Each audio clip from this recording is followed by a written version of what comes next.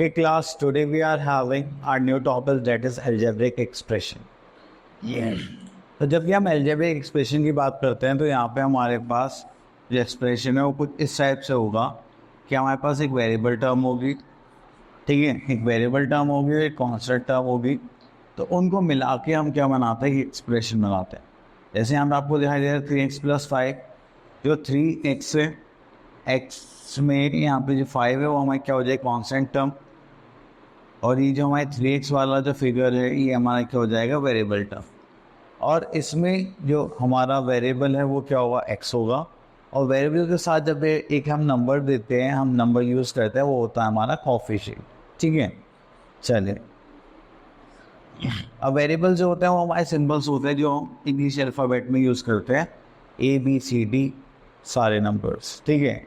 And जो हमारे constant होते हैं वो होते हैं हमारे फिगर्स जो 0 to 9 तक हमारे काम करते हैं. ठीक है. तो चलिए, अब यहाँ पे आ जाता है हमारा कोएफिशिएंट. कोएफिशिएंट आपको पता ही है कि जो नंबर हमारा क्या हो जाएगा, वेरिएबल से पहले लगा होता है वो हमारा कोएफिशिएंट हो जाता है. जैसे एक्स वाई का यहाँ पे कोएफिशिएंट क्या है हमारा -5, एक्स वाई कोएफिशिएंट क्या हो जाएगा हमारा 3. ठीक है. और आपसे जिसका कोएफिशिएंट पूछा है, जैसे यहाँ पे पूछा जा रहा है वाई का कोएफिशिएंट, तो वाई का आगे क्या है हमारा 5x. ठीक है, और साइन भी आ जाएगा. अब उसके बाद आ जाता है हमारे पास लाइक टर्म्स और अनलाइक टर्म्स. लाइक टर्म्स कौन सी होंगी, जिनमें हमारे जो वेरिएबल्स है वो क्या रहेंगे, सेम रहेंगे. तो आपने देखा यहाँ पे क्या हमारे पास 3ab² है. ठीक है.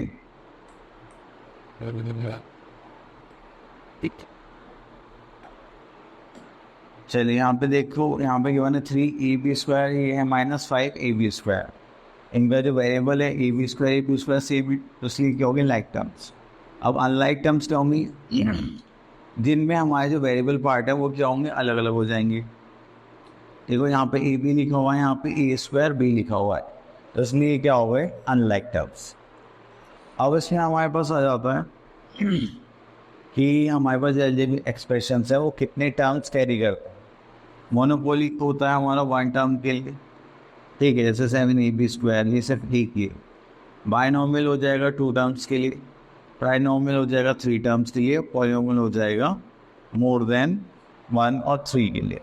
ठीक है, पॉलीनॉमियल में आप कितने भी ले सकते हैं. अब उसके बाद आ जाता है डिग्री.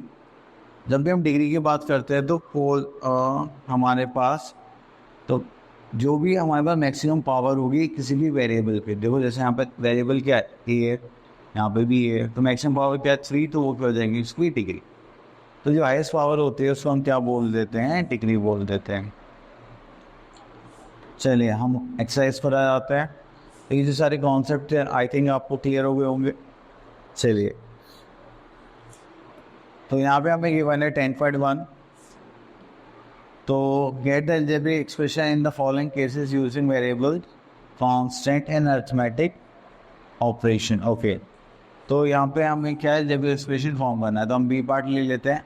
द नंबर x, चलिए एक नंबर हमारे पास x है, is multiplied by itself. Multiplied by itself करेंगे तो ये क्या आ जाएगा, x². ठीक है, तो आपको इस टाइप से क्या करना है, फॉर्म करना है. अब सेकंड क्वेश्चन में लिखा हुआ है identify the numerical coefficient of the following terms other than the constant in the following expressions. अब देखो हमारे पास यहाँ पे देखा जाए तो हमारे पास यहाँ पे क्वेश्चन नंबर 1 में हमें गिवन है 3 + 2x². तो कोएफिशिएंट क्या होता है, किसी भी वेरिएबल की आगे वाला नंबर. तो अगर हम x² का कोएफिशिएंट लिखेंगे तो हमारे पास क्या आ जाएगा, 2. ठीक है.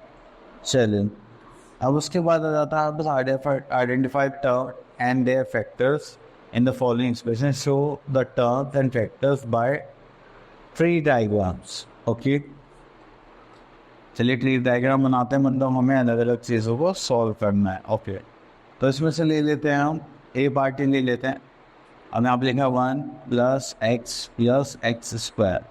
देखो 1 का फैक्टर क्या हो जाएगा, 1, x का फैक्टर क्या हो जाएगा, x, और x² के फैक्टर्स कर देंगे x × x.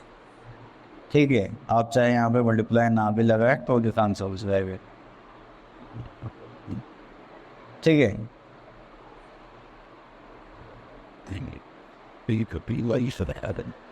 चलिए क्वेश्चन नंबर 4 में हमें बोलेगा identify the terms and factors in the expressions given below.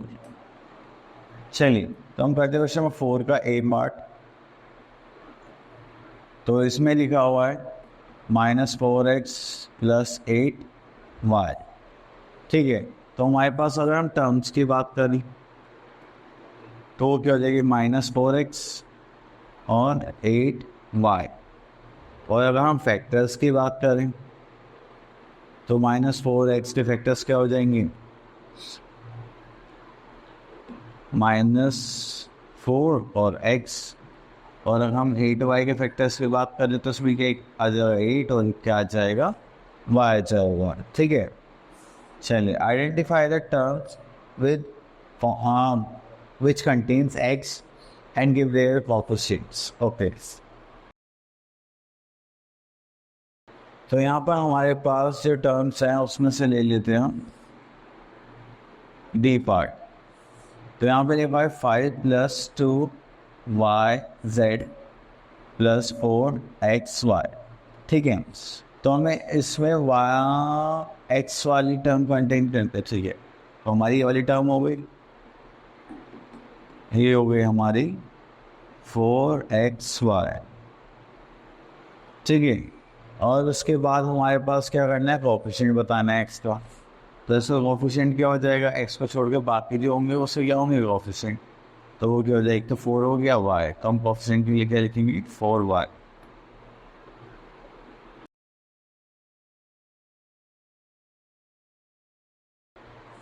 चलिए आगे देखते हैं। Identify the terms which contains y² and coefficient of y²। देखो इसमें देख लेते हैं हमारा जो v पार्ट है। ठीक है, तो इसमें y² क्या आ गया, तो y² वाली जो टर्म हो गई वो क्या हो जाएगी 7y² एंड कोएफिशिएंट क्या हो जाएगा y² का, दैट इज 7। ठीक है, अब यहाँ पे बोला गया क्वेश्चन नंबर 7 में classify into monomial, binomial, trinomial. ठीक है, आप लोगों को ध्यान होगा अगर तो अभी थोड़ी देर पहले हमने ये टर्म्स पढ़ी थी। मोनोमियल में एक टर्म होगी, बाइनोमियल में 2 और ट्राइनोमियल में 3। ठीक है, तो अब यहाँ पे आ जाता है। देखो टर्म आपको कैसे से पता चलेगा, जो प्लस माइनस के साइन लगे हुए हैं ना, तो यही टर्म से डिवाइड करते हैं। वो पे यहाँ पे क्या है 1 2 3 टर्म्स है तो क्या हो गया ट्राइनोमियल। यहाँ पे 2 टर्म्स है तो क्या हो गया मोनोमियल, सॉरी बाइनोमियल, बाय होगा ना। हाँ, अब यहाँ पे एक टर्म में तो क्या हो गया मोनोमियल। ठीक है, चलिए state whether a given pair of term is of like और अनलाइक। अब देखो यहाँ पे हमें क्या देखना है, कोएफिशिएंट, सॉरी वेरिएबल देखना है। आपको वेरिएबल कितना है x है, यहाँ पे भी वेरिएबल क्या है x है। तो ये क्या हो गए हमारी लाइक टर्म्स। ठीक है, अब ये x है, ये y है, यहाँ पे ये क्या हो गई हमारे अनलाइक टर्म्स। तो आप ये काम अच्छे से कर सकते हैं। चलिए अब आ जाते हैं वैल्यूएशन पर। चलिए तो अब हमें एक्सरसाइज 10.2 में बोलेगा if x goes to 3 find the value of 5x + 2। तो यहाँ पर हमें 5x + 2 करना है एंड इसकी वैल्यू निकालनी है x की याद पे। अगर हम x वैल्यू 3 देखो तो ठीक है, इसकी जगह मैं काम करता हूँ डी पार्ट लेवल का दो बहुत जाता है इसे। चलिए डी पार्ट में हमें क्या बोलेगा x² + x + 1। तो x की वैल्यू हमें कितने गिवन है 3। तो यहाँ पे x की जगह हमें क्या पुट करना है 3 पुट करना है। ठीक है, 3 का स्क्वायर करेंगे 3 3 = 9 + 3 + 1 करेंगे तो कितना हो जाएगा 30। ठीक है, चलो आई होप आपको समझ में आ गया होगा हमें कैसे वैल्यू प्लेस करनी है। चलिए तो हम करते हैं क्वेश्चन नंबर 2, जिसमें हमें p = कितना गिवन है -2 और हमें यहाँ पे बोला गया है आपको इक्वेशंस गिवन है। तो हम ले लेते हैं सी पार्ट। इसमें लिखा हुआ है p³ + 2p² + 5p -8। ठीक है, चलो तो यहाँ पे करेंगे हम -2 की पावर 3 + 2 -2 की पावर 2 + 5 -2 -8। ठीक है, माइनस को 3 मल्टीप्लाई करेंगे तो क्या आ जाएगा, माइनस माइनस माइनस, एंड 2 की पावर 3 करेंगे तो क्या आ जाएगा, 8। चलिए माइनस है और यहाँ पे E1 3 हो जाएगा, प्लस हो जाएगा, और इनके मल्टीप्लाई करेंगे तो आ जाएगा 8। 5 2 ज़ा 10, प्लस माइनस करेंगे तो क्या आ जाएगा, माइनस, एंड दिस इज -8। ठीक है, ये तो इससे कट जाएगा, तो यहाँ पे क्या बचा, -18। तो ये हो जाएगा हमारा आंसर। आई होप आपको ये कॉन्सेप्ट क्लियर हो गया होगा। चलिए, तो उसके बाद हमारे पास जो क्वेश्चन है इसमें तो हमें एक वैल्यू गिवन थी। अब सेकंड क्वेश्चन में हमें क्या गिवन है कि क्वेश्चन नंबर 3 में कि आपको एक्स और वाई की वैल्यू दोनों ही प्लेस करनी है। ठीक है, चलिए उसके लिए भी मैं 3 पार्ट ले लेता हूँ। यहाँ पे हमें वैल्यूज़ क्या गिवन है, X equals to 3 and Y equals to -4। ठीक है, तो यहाँ पे क्या आ जाएगा, सी पार्ट में हमारे पास है x² + xy - y²। चलिए सॉल्व करते हैं। तो यहाँ पे एक्स की वैल्यू कितनी थी, 3 थी, तो हम यहाँ पे 3 का स्क्वायर कर लेंगे। ये हो जाएगा 3 और y कितना हो जाएगा, -4 माइनस वाई कितना है हमारा, -4 का स्क्वायर। ठीक है, अब आप लोगों को पता है कि स्क्वायर का मतलब क्या होता है कि सेम नंबर की दोबारा से मल्टीप्लाई करना। चलिए यहाँ पे देखेंगे तो हमारे पास क्या आ जाएगा, 3 का स्क्वायर क्या होगा, 3 3 ज़ा 9 प्लस 4 3 ज़ा 12, और भी किसका आ जाएगा, माइनस का।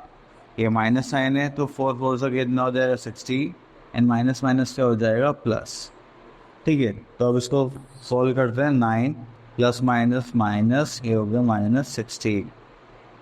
12 में से 9 माइनस करेंगे तो कितना बचेगा, -3 एंड -16, तो हो जाएगा -90। ठीक है, आई होप आपको क्लियर हो गया होगा। चलिए तो अब उसके बाद आता है क्वेश्चन नंबर 4। इसमें लिखा है when x equals to -1 y equals to 0 find the value of the expression. चलिए, ये तो आप वैल्यू पुट करके आराम से निकाल सकते हैं। चलिए थोड़ा सा क्वेश्चन नंबर 4 में देखते हैं।